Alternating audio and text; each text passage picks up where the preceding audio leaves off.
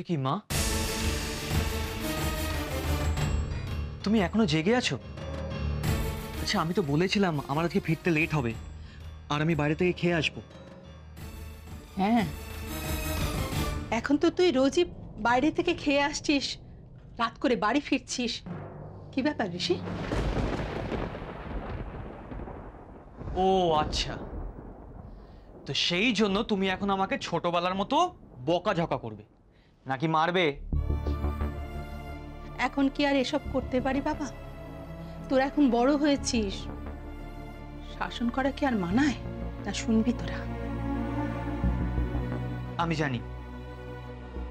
আমি জানি তুমি কেন অভিমান করছো মা, কিন্তু তার চেয়ে ভালো তুমি আমাকে শাসন করো, তুমি আমাকে বকো, আমাকে এই ধরো, মারো, যা খুশি করো, কিন্তু মা অভিমান করে সরিয়ে দিও না প্লিজ। ছাড়িস, ছাড়। কেন অভিমান করবো না বলতো? যে কথাটা সবার আগে তোর কাছ থেকে আমার শোনা উচিত ছিল, সেটা আমি সবার সামনে ঠাম্মির মুখ থেকে শুনলাম। কেন রে, আমি কি এতই বড় হয়ে গেছি? মা আসলে এই কথাটা তোমার সামনে বলতে আমার একটু অস্বস্তি হচ্ছিল। আর আমি তো ঠাম্মিকে বলেই রেখেছিলাম তোমাদের সকলকে জানিয়ে রাখতে। আচ্ছা ঠিক আছে, আমি কালকেই মোহরকে তোমাদের সবার সামনে নিয়ে আসবো, তারপর তোমার যা জিজ্ঞেস করার, যা জানার জিজ্ঞেস করে নিও।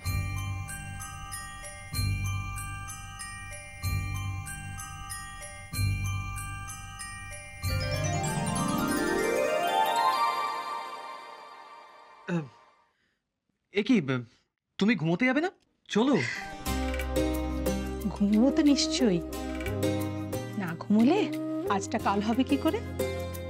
আর তাছাড়া মোহরের কাছ থেকে তো সবকিছু জানতে হবে নাকি? মা একটা কথা বলবে? বল। তোমার মোহরকে পছন্দ?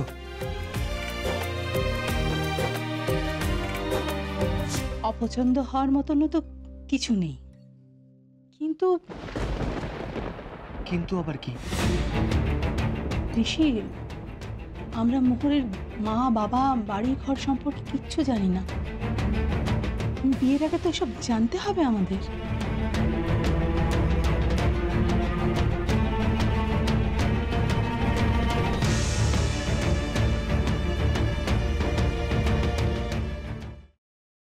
আমি এই সব কিছু বন্ধ করতে পারি, কিন্তু একটা শর্তে। তোমাকে আর দুর্গাকে আমাকে ছুঁয়ে কথা দিতে হবে এর সাথে তোমরা কোনো যোগাযোগ আর রাখবে না। শোনো, আমরা এখনো তোমার মতন এতটা পাথর হয়ে যায়নি। তোমাকে ছুঁয়ে আমি এত বড় কথাটা, এটাই আমার শেষ কথা তোমাকে। দাদা ভাই, পুতুলটা না দিয়ে এসেছি। আস্তে, একেবারে বজরংবলী আন্টির হাতে দিয়েছো তো? না, আমরা তো দরজা দিয়ে গড়িয়ে দিয়েছি, ঘরে তো ঠাম্মু ছিল তাই ঢুকতে পারিনি।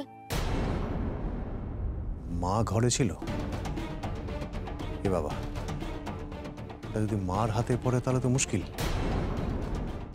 ওনার কোনো সর্দারজির সাথে পরিচয় ছিল? সর্দারজি? না, ঠিক আছে, আমি তাও বলবো আপনারা একটু ঠান্ডা মাথায় ভাবুন। আসলে আমার জানাটা খুব দরকার। আমি তাহলে আসি, কিছু মনে পড়লে আমাকে অবশ্যই জানাবেন। আচ্ছা।